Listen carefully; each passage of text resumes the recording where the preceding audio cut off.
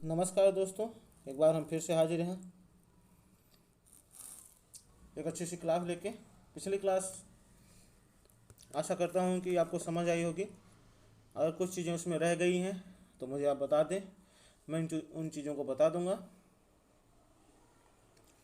आप मेरी क्लास में कोशिश ये करें कि जैसे भी कुछ भी चीज़ें अगर आपको समझ नहीं आती हैं तो वो कमेंट के थ्रू मुझे बताएं, मैं उनको बताने की आपको पूरी कोशिश करूँगा। तो आज हम देखते हैं कि कार्ल मार्क्स के जो प्रमुख सिद्धांत हैं वो क्या क्या हैं। इनका जो पहला सिद्धांत है वो है द्वंद्वात्मक भौतिकतावाद, और दूसरा सिद्धांत है आर्थिक निर्धारणवाद, तीसरा है वर्ग संघर्ष, चौथा है अतिरिक्त मूल्य का सिद्धांत, पांचवा है पूंजीवाद की व्याख्या का विश्लेषण और उसके भविष्य के संबंध में विचार, छठा है राज्य और शासन संबंधी धारणा, सातवां है मार्क्स की पद्धति और कार्यक्रम, उसके बाद साम्यवाद, उसके बाद सार्वजनिक पद्धति का सिद्धांत, फिर है अलगाव का सिद्धांत। कार्ल मार्क्स के जितने भी सिद्धांत हैं वो सब एक दूसरे से इंटरलिंक हैं। अभी हम पढ़ेंगे तो आपको समझ में आएगा। तो हम सबसे पहले इनके जो सबसे महत्वपूर्ण सिद्धांत जो है वो है वर्ग संघर्ष और अतिरिक्त मूल्य का, उस पर आज हम चर्चा करेंगे। ये दो पार्ट में आएगा, ये पहला पार्ट है, दूसरा पार्ट कल आएगा, तो आप बने रहें हमारे साथ। करते हैं कि वर्ग है क्या। तो वर्ग जो है अंग्रेजी के क्लास शब्द का हिंदी रूपांतरण है, और क्लास शब्द जो है वो क्लासिक से लिया गया है। क्लासिक जो है वो लैटिन भाषा का एक वर्ड है जिससे ये शब्द लिया गया है, जिसका अर्थ है व्यक्तियों की श्रेणी या शस्त्रधारी समूह। रोम के एक राजा थे सर्वियस लुसियास, जिन्होंने सैनिकों और उनके घोड़ों और उनके अस्त्रों के आधार पर उनकी 5 श्रेणियों में उन्हें विभाजित किया था अपने सैनिकों को, जिसके बाद से वर्ग का प्रयोग व्यक्तियों के भिन्न भिन्न श्रेणियों के लिए भी किया जाने लगा। कुछ समाजशास्त्रियों ने वर्ग की परिभाषा जो है वो सामाजिक सांस्कृतिक विशेषताओं को माना है, जबकि कुछ ने आर्थिक आधार को देखा है। जन्म के अतिरिक्त समाज में समूहों का निर्माण वर्ग कहलाता है, लेकिन समाजशास्त्रियों में इस बात को लेकर मतभेद है कि क्या वर्ग का आधार आर्थिक है या सामाजिक संस्कृति भी। तो हम चर्चा करते हैं कि विभिन्न समाजशास्त्रियों ने क्या क्या परिभाषाएं दी हैं। आकबर ने दिया है कि सामाजिक वर्ग ऐसे व्यक्तियों का योग है जिनमें सामाजिक स्थिति जो होती है बराबर होती है। सामाजिक स्थिति का मतलब उनके पास पैसा, धन, ख्याति ये सब बराबर होती है, तो ऐसे व्यक्तियों का योग है। जिस वर्ग ने कहा है वर्ग एक ऐसा समूह है जिसकी समाज में एक विशेष स्थिति होती है। लेपियर कहते हैं सामाजिक वर्ग एक सांस्कृतिक समूह है जिसे समाज में विशेष श्रेणी अथवा विशेष स्थान प्राप्त होता है। की विशेषता की बात करें तो विभिन्न वर्गों में उतार चढ़ाव होता रहता है। कुछ ऊंचे वर्ग होते हैं, कुछ मध्यम होते हैं, कुछ निम्न वर्ग होते हैं। समान परिस्थिति यानी समूह में समान परिस्थिति वाले लोग रहते हैं जिन्हें वर्ग बोला जाता है। विभिन्न वर्गों में उच्चतम और हीनता की भावना रहती है।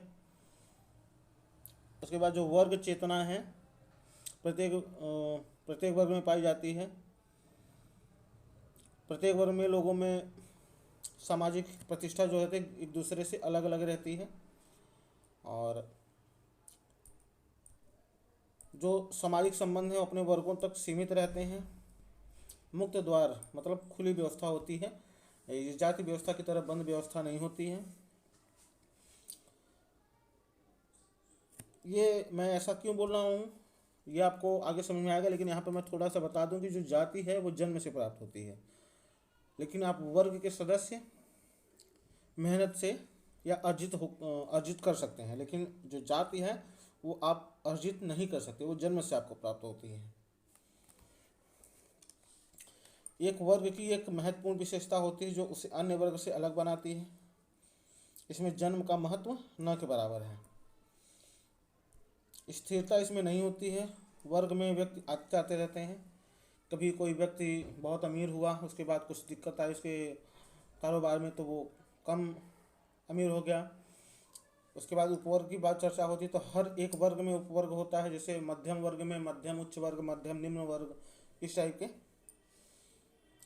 हर वर्ग में जीवन अवसर लगभग समान होते हैं। मैक्स वीबर का मत है कि एक वर्ग के लोगों को जीवन के कुछ विशिष्ट अवसर एवं सुविधाएं समान रूप से प्राप्त होती हैं।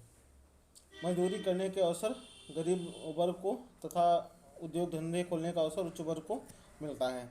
जीवन अवसर कुछ जुड़े होते हैं वर्ग से, पूर्णतः अर्जित है। जैसा कि मैंने आपको बताया, एक वर्ग के लोगों के जीवन जीने का तरीका एक समान होता है। ठीक है। और वर्गों की अनिवार्यता, चूंकि समाज में सभी व्यक्ति शिक्षा, व्यवसाय, धन, योग्य आदि की दृष्टि से समान नहीं होते हैं, अतः व्यक्तियों में जो भी भिन्नताएं पाई जाती हैं वह समाज में स्वतः ही वर्ग का रूप ले लेती हैं। ठीक है, तो ये है।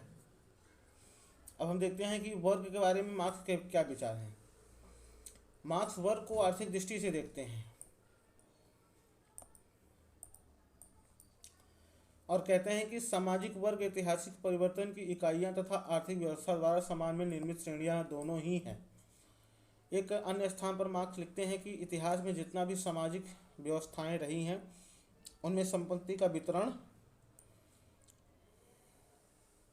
और समाज में श्रेणियों का विभाजन इस बात पर निर्भर रहा है कि समाज में क्या और कैसे उत्पादन हुआ तथा उपज का विनिमय कैसे हुआ। तो ये कहते हैं कि जिसके भी हाथ में पूंजीपति जैसी पावर रहेगी या पूंजीपति जैसी व्यवस्था रहेगी तभी से वर्ग का निर्माण शुरू होगा। पूंजीवाद जैसी यानी जिस समाज में पूंजीवाद जैसी थोड़ी भी व्यवस्थाएं अगर मौजूद हैं, जहाँ पर वितरण असामान्य है, जहाँ पे पूंजियों पर जो स्वामित्व है अगर वो असामान्य है, तो वहाँ वर्गों का निर्माण होना ही है। मार्क्स की महान कृति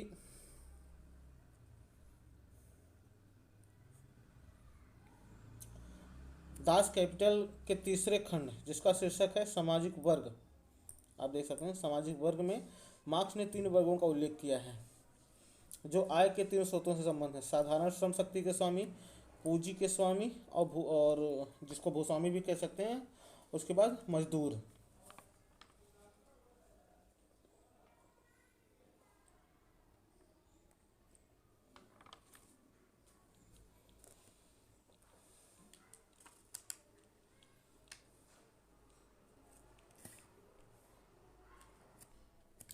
इस प्रकार कार्ल मार्क्स 3 बड़े वर्गों का निर्माण करते हैं जो उत्पादन की पूंजीवादी व्यवस्था पर निर्भर है। ठीक है, अब हम चलते हैं आगे। मार्क्स के वर्ग सिद्धांत के योगदान को निम्नांकित 3 रूपों के अंतर्गत रखा जा सकता है। पहला है वर्गों का अस्तित्व उत्पादन के विकास की कुछ निश्चित अवस्थाओं से जुड़ा है। दूसरा है वर्ग संघर्ष अवश्य भावी रूप से सर्वहारा वर्ग की तानाशाही की ओर ले जाता है। तीसरा है यह तानाशाही सभी वर्गों के विनाश और वर्गविहीन समाज की स्थापना का संक्रमण काल होता है।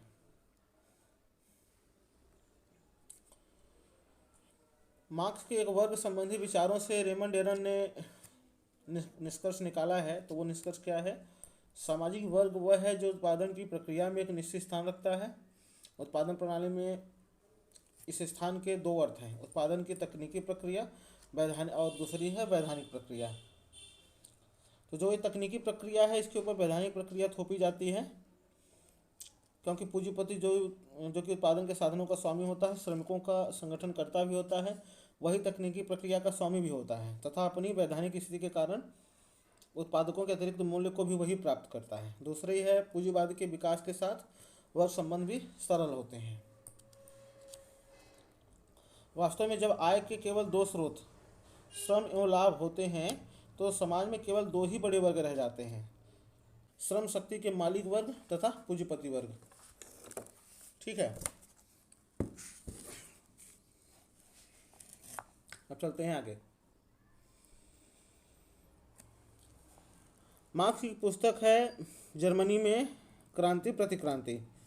जो जर्मनी की 1848 की क्रांति पर आधारित है। इसमें मार्क्स ने बताए हैं कि यहाँ पर 8 वर्ग थे। कौन कौन से थे? सामंती अभिजात वर्ग, बुर्जुआ वर्ग, पेटिट बुर्जुआ वर्ग, उच्च मध्यम कृषक वर्ग, स्वतंत्र निम्न वर्ग, दास कृषक, कृषि श्रमिक और औद्योगिक श्रमिक। अब हम आते हैं कि समाज में वर्गों का निर्माण क्यों या कैसे। अति प्राचीन समय में समाज में कोई भी वर्ग व्यवस्था नहीं थी। सभी वस्तुएं प्रकृति ने सहज रूप से उपलब्ध करवाई थी और सहज रूप से सब में वितरित थी। प्रकृति द्वारा प्रदत्त जीवित रहने के लिए जो भी साधन थे वो समान रूप से वितरण उनने किया था, इसलिए वर्गों का जन्म जो है वो नहीं हुआ था। मार्क्स के अनुसार समाज में सर्वप्रथम वर्ग प्राचीन साम्यवादी युग के अंतिम चरण में आया। आर्थिक विकास से वर्गों का विकास अतिरिक्त उत्पादन तथा वितरण में असमानता के कारण हुआ, जिससे निजी संपत्ति की अवधारणा ने जन्म लिया। दास युग में जब कैदियों से गुलामों की तरह काम लिया जाने लगा तो वर्गों की उत्पत्ति धीरे धीरे प्रारंभ हो गई। उधार लेने वाले व्यक्तियों के साथ भी दासों की तरह ही व्यवहार किया जाने लगा। मानसिक तथा शारीरिक श्रम में अंतर तथा आर्थिक असमानताओं के आधार पर समाज में श्रेणियों का विभाजन हुआ। इन श्रेणियों द्वारा ही बाद में वर्ग का रूप ले लिया गया। अब हम देखते हैं विभिन्न समाज में वर्ग।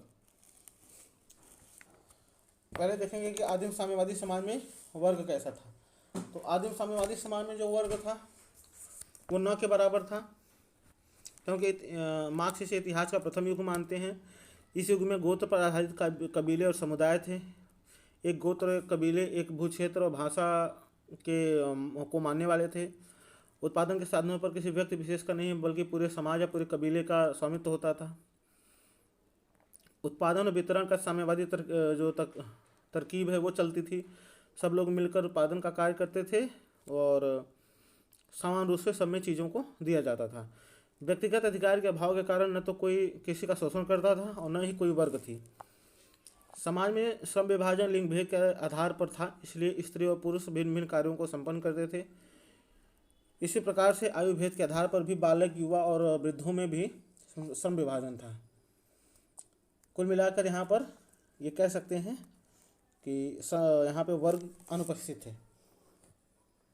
उसके बाद आता है दासत्व युग।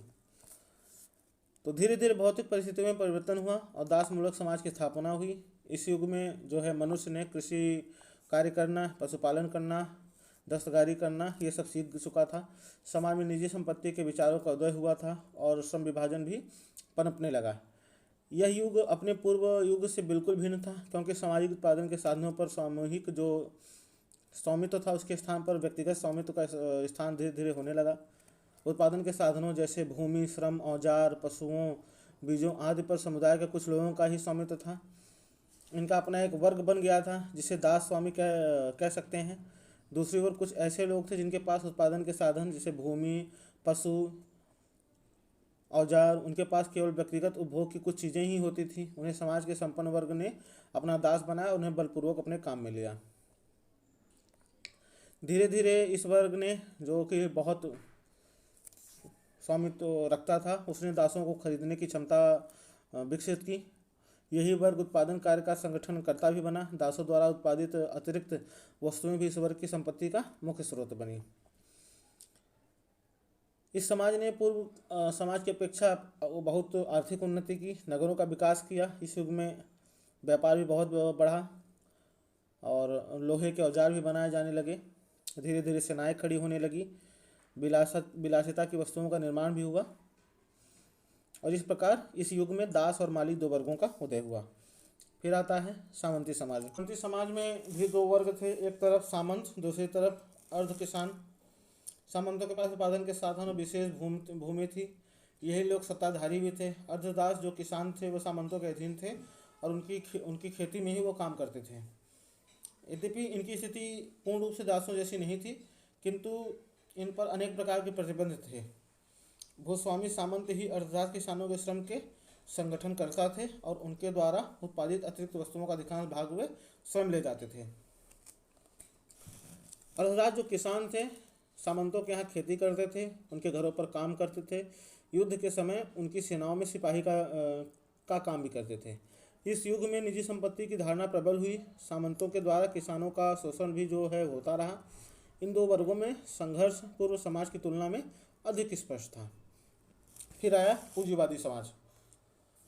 इस समाज की स्थापना मशीनों का आविष्कार तथा बड़े बड़े उद्योग धंधों के कारण हुई। इस समाज में उत्पादन के साधनों पर पूंजीपतियों का अधिकार होता है तथा उत्पादन का कार्य श्रमिकों के द्वारा कराया जाता है। मार्क्स श्रमिक वर्ग को सर्वहारा वर्ग कहते हैं और पूंजीपति वर्ग को बुर्जुआ वर्ग कहते हैं।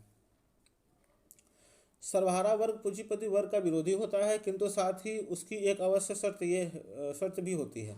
सर्वहारा वर्ग के पास उत्पादन के साधन नहीं होते हैं, अतः वह पूंजीपति को अपना श्रम बेचकर अपनी जीविका जो है वो पूरी करता है। पूंजीपति वर्ग सर्वहारा वर्ग की मजबूरी का फायदा उठाता है और आर्थिक शोषण करता है। प्रारंभ में पूंजीपति वर्ग एक प्रगतिशील वर्ग था, किंतु धीरे धीरे शक्तिशाली उत्पादक शक्तियों के विकास के कारण पूंजीपति वर्ग भी अधिक शक्तिशाली हो गया। उसने उत्पादन को संगठित करने के बजाय सामाजिक प्रगति को अवरुद्ध किया। आधुनिक पूंजीवादी समाज, जो कि सामंती समाज के विध्वंस से पैदा हुआ है, में वर्ग संघर्ष समाप्त नहीं हुआ, बल्कि उसके पुराने रूपों के स्थान पर नए रूप विकसित हो गए। उत्पीड़न की पुरानी अवस्थाओं के स्थान पर नई अवस्थाएं और संघर्ष के पुराने रूपों के स्थान पर नए खड़े होकर आ गए। इस प्रकार मार्क्स यह मानते हैं कि आर्थिक उत्पादन के प्रत्येक स्तर पर समाज में दो वर्ग हमेशा विद्यमान रहे हैं। दासत्व युग में दास और उनके स्वामी, सामंत युग में सामंत और अर्ध किसान, वर्तमान पूंजीपति युग में पूंजीपति और सर्वहारा वर्ग हैं। प्रत्येक समाज में इन दो वर्गों की प्रमुख विशेषता यह रही है कि एक के हाथ में उत्पादन के साधन अधिक रहे हैं, दूसरा इनसे वंचित रहा है। इसी आधार पर प्रथम वर्ग ने दूसरे वर्ग का शोषण किया है तथा वे वर्ग अपने अपने हितों को लेकर परस्पर संघर्षरत रहे हैं। इस प्रकार सभी समाजों में सदैव शोषक और शोषित दो वर्ग रहे हैं, जिन्होंने समाज में वर्ग संघर्ष को जन्म दिया है। कल हम चर्चा करेंगे वर्ग संघर्ष के बारे में और आशा करता हूँ ये क्लास आपको समझ आई होगी। मैं छोटे छोटे ही वीडियो बना रहा हूँ ताकि आपको बोर ना लगे। तो मिलते हैं कल इसके दूसरे पार्ट में। बहुत बहुत धन्यवाद।